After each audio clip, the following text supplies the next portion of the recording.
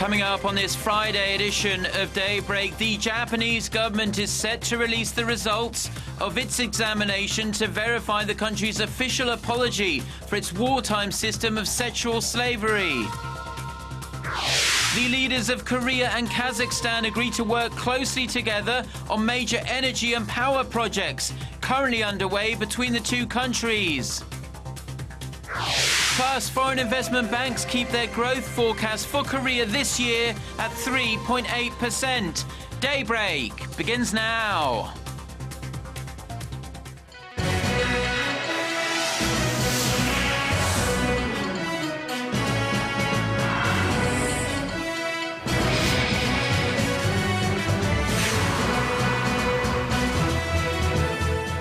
Hello and thanks for joining us. To our viewers around the world, it's 6 a.m. on Friday, June 20th here in Seoul. I'm Mark Broom and you are tuned in to Daybreak.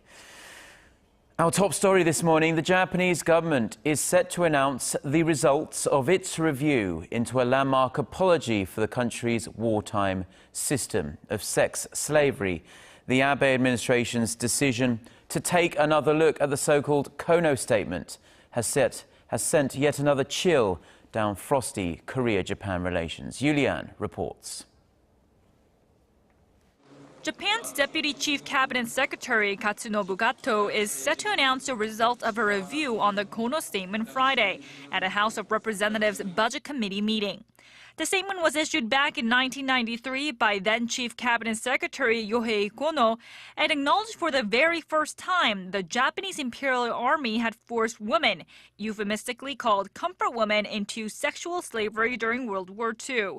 In February, Japan said it would re-examine the statement, drawing strong criticism from Korea, who slammed the neighboring country for its continued efforts to deny its historical wrongdoings. Speculation on the result of the review are running high, with concerns that Tokyo may try to revise or backtrack on the statement, given that Japanese Prime Minister Shinzo Abe had said in the past that he did not believe women were coerced to work in military brothels. Japanese media reported earlier this week that the review will say the exact wording of the Kono statement was influenced by Korean bargaining. Seoul said it stands ready to counter the result of the examination and emphasized that the statement was made on Japan's own accord. Yoo Li-an, Arirang News. Now, the comfort women issue has been brought up again as a human rights case at the United Nations. This comes as Japan is set to finish its investigation, as we heard there, into the Kono statement, which is the Japanese government's acknowledgement and apology for its army's sexual enslavement of women and girls before and during World War II. Speaking at the UN Human Rights Council in Geneva on Thursday, South Korean ambassador to the UN in Geneva, Choi Sok-young, called Japan's probe into the 1993 apology deplorable and regrettable. The South Korean government has turned down a request from Japan to call off naval drills near the Korea-controlled Dokdo Island. Tokyo is opposed to Friday's exercise on the grounds that they say these drills will take place in Japan's territorial waters. South Korea's foreign ministry says the drills will actually take place within Korea's maritime borders. Seemingly annoyed with Japan's repeated claims to Dokdo, the ministry also said Tokyo's opposition to the exercise doesn't make any sense at all. Now, the leaders of Korea and Kazakhstan have agreed to take their nation's economic ties to the next level by expanding joint projects beyond the Central Asian nation's energy sector. Wrapping up a summit Thursday, the Kazakh president also threw his support behind President Park Geun-hye's North Korea policies. Chae-sun fired this report from Astana. President Park Geun-hye and her Kazakh counterpart Nursultan Nazarbayev first checked up on 3 previously signed joint projects that are worth $10 billion while agreeing to speed up the construction of a coal thermal plant and petrochemical complex along with mining projects near the Caspian Sea. Seoul finalized a deal for Astana to purchase electricity worth $18 billion from the thermal plant for 20 years. 우리 두 정상은 상호 보완적인 경제 구조의 시너지를 실현시키기 위해 자원과 기술을 결합한 새로운 협력 방식을 창의적으로 발굴해 나가기로 하였습니다. Beyond their energy ventures, the two leaders agreed to sign a rail technology sharing deal that could offer Korean firms the chance to participate in Kazakh railway and transportation infrastructure construction in the future. This, in line with President Bak's initiative to link energy and logistics infrastructure across Eurasia to transform the global economic system and assure security on the Korean peninsula. They also discussed working together in areas of medicine, forestry, and visa waivers. The former resources-centered diplomacy between the two sides has now been expanded to energy and all other industries. Kazakhstan, which voluntarily handed over some 1,000 former Soviet nuclear warheads in the 1990s, reiterated its position of not recognizing North Korea as a nuclear weapon state. It also endorsed President Bak's trust-building policies with the North. Wrapping up her state visit to Kazakhstan, President Bak will depart for the final leg of her Central Asia tour to Turkmenistan Friday, the first ever visit to the country by a Korean president. Choi Yoo-san, Arirang News, Astana. And following Thursday's summit, President Park attended an opening ceremony for an exhibit of artworks by ethnic Korean artists living in the Kazakh capital, before looking around art pieces by 4 ethnic Koreans as well as 12 Korean artists under the title People. The president talked about the very painful history of Korean immigrants in Russia's Far East who were deported to the region in the 1930s. She then expressed her gratitude and encouragement to their descendants for overcoming the pain and having settled down successfully in Kazakhstan and in Central Asia. The artworks, which feature Korean migration history and Koreans' will to open a bright future, will run at the Palace of Independence in Astana until July 16th. Now, economic democratization was a key phrase in President Park Geun-hye's presidential campaign back in 2012. But this week, lawmakers used a plenary hearing as a chance to question whether her government was following through effectively on her idea. Ji Myung-gil has this report. President Park Geun-hye's top election pledge was achieving economic democratization, which calls for limiting the power of family-owned conglomerates and creating a level playing field for smaller firms. But ruling Saenuri Party lawmaker Lee Han-sung asked whether the plan was working. Isn't economic democratization only favoring the rich and the conglomerates? One of the government's biggest goals is economic democratization. This policy is not lopsided, but rather fosters support for smaller businesses. The policy has been implemented to improve people's livelihoods. Opposition party lawmakers were less reserved, calling the plan half-baked and claiming it offers no solutions to the economic problems people are facing. Ruling party lawmakers also asked cabinet members to push ahead with deregulation. They say it's necessary to stimulate the economy and prop up the slumping real estate market.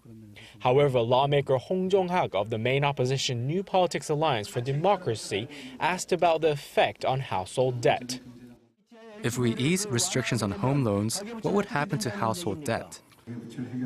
Easing restrictions won't be a big problem, as the government can solve the household debt problem by raising individual incomes, allowing the debtor to prepay their debts. The restrictions were put into place when household debt was rising at alarming levels. Amid differing views, lawmakers, however, did find some common ground on the need to put measures in place that would restrict retired government officials from gaining employment in the industry they used to regulate. They say such practices contribute to collusive ties between the private and public sectors. Ji Myung-gil, Arirang News. Now, South Korea's military has warned that North Korea's mid-range missiles could possibly hit Seoul without being intercepted. This is according to South Korea's defense ministry, who analyzed the 2 mid-range Nodong missiles that were test-fired by the North in March. Officials say Pyongyang fired the missiles to see if they could avoid South Korean or American missile interception systems. This is because even though the missiles have a range of about 1,300 kilometers, the missiles were launched at a higher angle than usual to only travel around half the length they normally can and dropping into the East Sea. By launching them much higher, officials say, North Korea could potentially get past South Korean and US missile interception systems.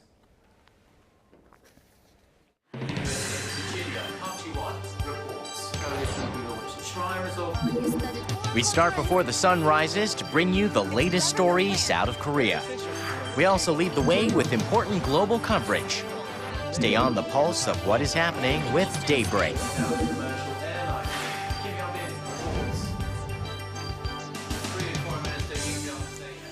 Now, major investment banks have maintained their growth forecast for the Korean economy at an average of 3.8% this year.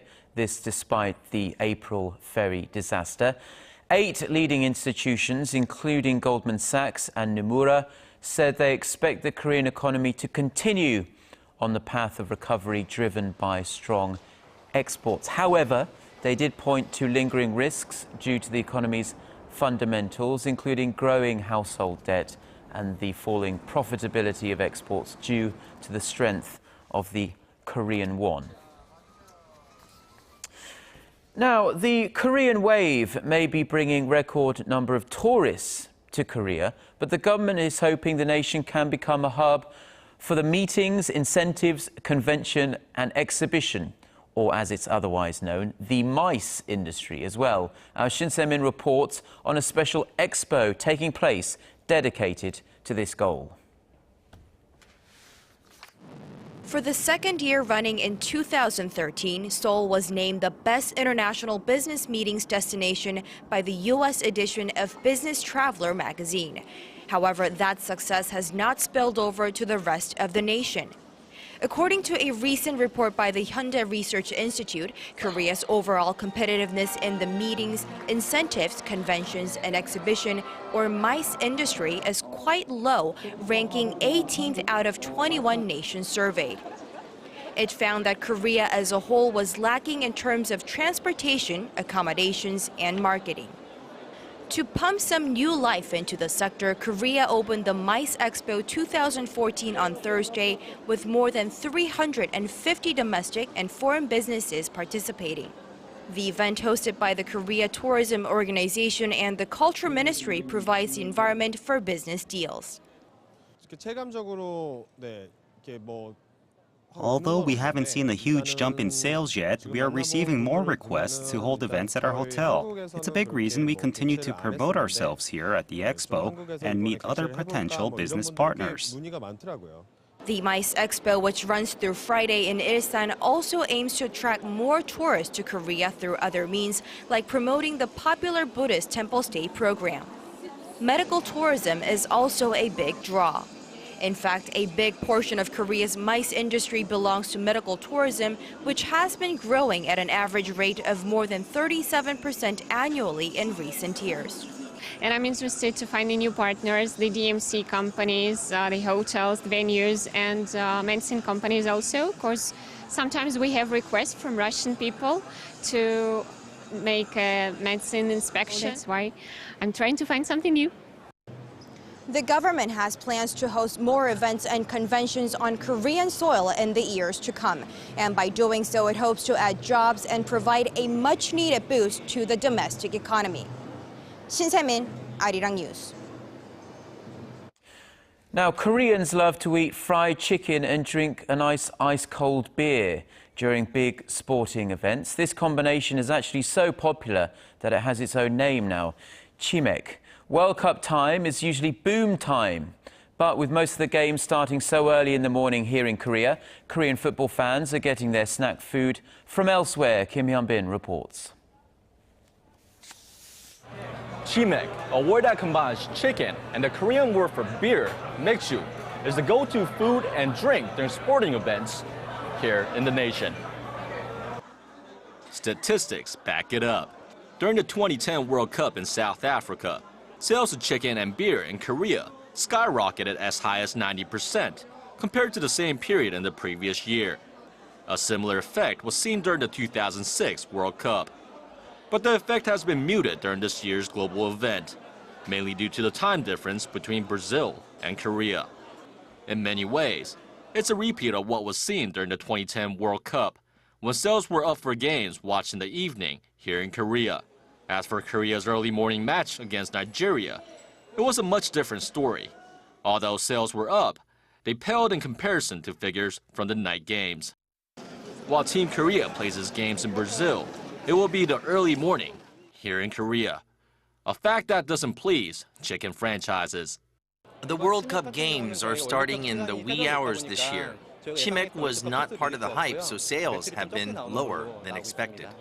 Although it's clear that fried chicken and beer businesses won't see sales go through the roof, as in past World Cup events, there's a certain type of company that's benefiting from the Brazil-Korea time difference. It's a 24-hour convenience store. Sales have gone up since the World Cup started, especially snacks and ready-to-eat meals. CU also has World Cup promotions to attract customers. According to CU, a major convenience store franchise, sales of ready-to-eat meals and snacks were up 15%, bottled water up over 50%, and coffee up nearly 10% during the first week of the Brazil World Cup, compared to a week earlier. Kim Hyun-bin, Arirang News.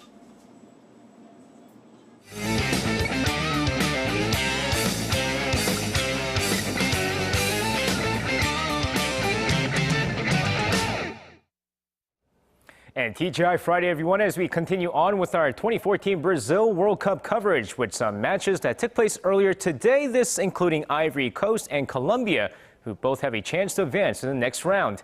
And of course, taking a look at the highlights here, both sides go scoreless in the first half of the match, but all the action in the second half as Colombia's James Rodriguez opens up the scoring in the 64th minute, followed by Juan Quintero's goal in the 70th minute for a 2-0 lead. Ivory Coast would get on the score sheet in the 74th minute thanks to Gervinho, but Colombia gets the win 2-1 and advances to the next round. Meanwhile, England and Uruguay squaring off, both sides neck and neck until the 38th minute when Luis Suarez heads in the first goal of the match, giving Uruguay the 1-0 lead. But in the second half, Wayne Rooney, who had a hard time scoring in the World Cup, finally finds one back of the net as he gets the equalizer in the 75th minute. Looked to be a draw, but Luis Suarez strikes once again, this time in the 85th minute, giving Uruguay the 2-1 lead and the win. And now with the Korea-Algeria match taking place 4 p.m. Sunday local time and 4 a.m. Monday morning Korea time, the Taeguk Warriors must win in order to increase their chances of advancing to the next round. So let's now take a look at Algeria's strengths and weaknesses going into this match. And of course, taking a look at the strengths first, Algeria is not known for their defense, but they tend to defend early in the match and tend to do a good job with it. But when it comes to their offense, they use the long ball to score, which means the Korean defense needs to focus, especially the center backs. And another crucial thing to watch out for is their ability to score on the headers, and since Korea is very weak against the set piece, something they really need to focus on. Meanwhile, take a look at their weakness here. They're just not the best defenders, especially on the wing, which means Hoon Heung-min and Lee Chung-young will be crucial to Korea's success. But just like I said before, they need to be very aggressive on the offense all throughout the 90 minutes, but at the same time, make sure they don't get countered. And now finishing things off with Portugal losing to Germany 4-0 in their first match. Their next match against USA is a crucial one, but world-class footballer Cristiano Ronaldo might not be able to play for the rest of the World Cup. With the latest MRI showing serious pressure on the patellar tendon in the Portuguese winger's left knee, his team doctor warned Ronaldo that further playing with the injury could lead to tearing the tendon beyond repair. Dr. Jose Carlos Noronha, who performed numerous surgeries on some of the top footballers in the world, added that he needs 2 months off from the game now if he hopes to fully repair the injured knee. And that's going to wrap it up for me. This has been SJ. Have a great rest of the day and see you guys again for your sports needs.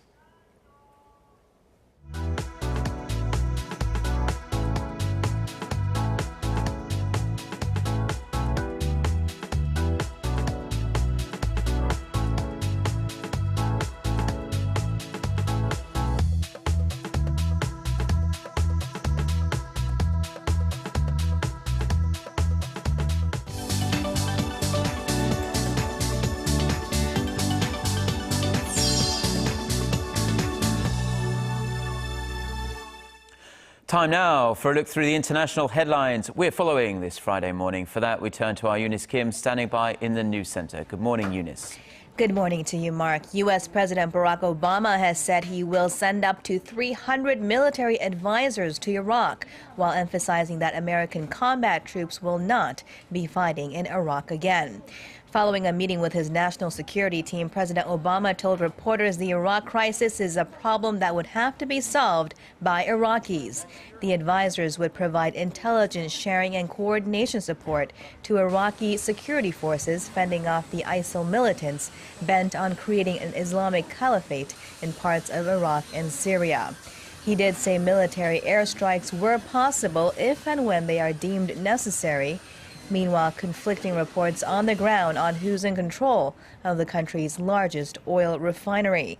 A military commander told local media his forces have full control of it, while police in Samarra and Baghdad said militants still had control over 60% of the Baiji refinery. Ukraine's President Petro Poroshenko is set to present his peace settlement plan on this Friday. It is following his declaration of a unilateral ceasefire in the embattled east yesterday. He said the ceasefire will be in place for a short period of time and called on, quote, illegal armed units to lay down their weapons so that order can be established in this period of time.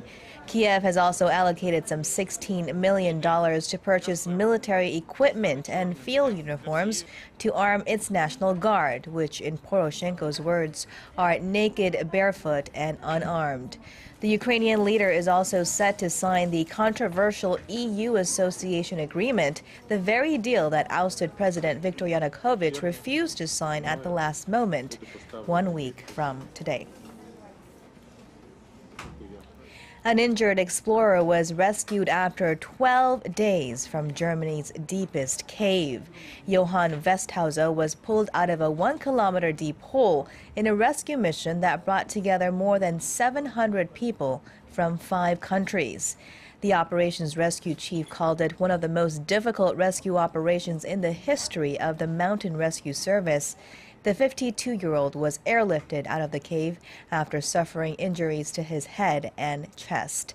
The local council will vote on closing the Resending Cave complex for good. In Spain, a new king has ascended to the throne, marking the country's first royal transition since democracy was restored in the 1970s. King Felipe VI ascended to the throne at the stroke of midnight Thursday local time, following his father, King Juan Carlos's formal abdication.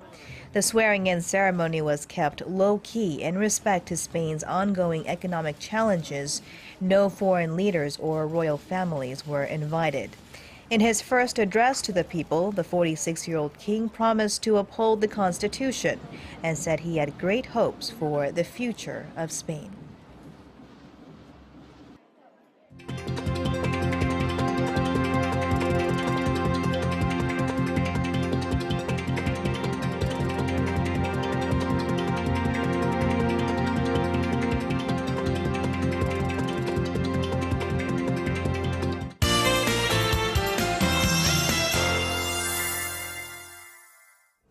Good morning. Well, today's weather looks to be not that different from previous days. The sun will continue to be hiding behind the clouds, and it will be hotter than yesterday in the capital areas, while the southern provinces will have somewhat cooler readings today. And the monsoonal front will move northward again today, dropping rain on Jeju and other southern coastal regions from tonight, and it will linger till tomorrow morning. And Seoul will be affected by a weak trough of low pressure, which will drop sudden showers later in the evening. With that in mind, let's take a closer look at the readings for today. The afternoon high in Seoul will rise to 29, while Daegu and Gwangju will pick 27 and 30 respectively, while Busan hike up to 24. Now let's see how other regions are looking. It looks like down on Jeju should see a high of 25, while Daejeon and Dokdo picks to 29 and 19, and Mount Keungang tops out at 14. Well, that's all for Korea, and here's the global forecast for viewers around the world.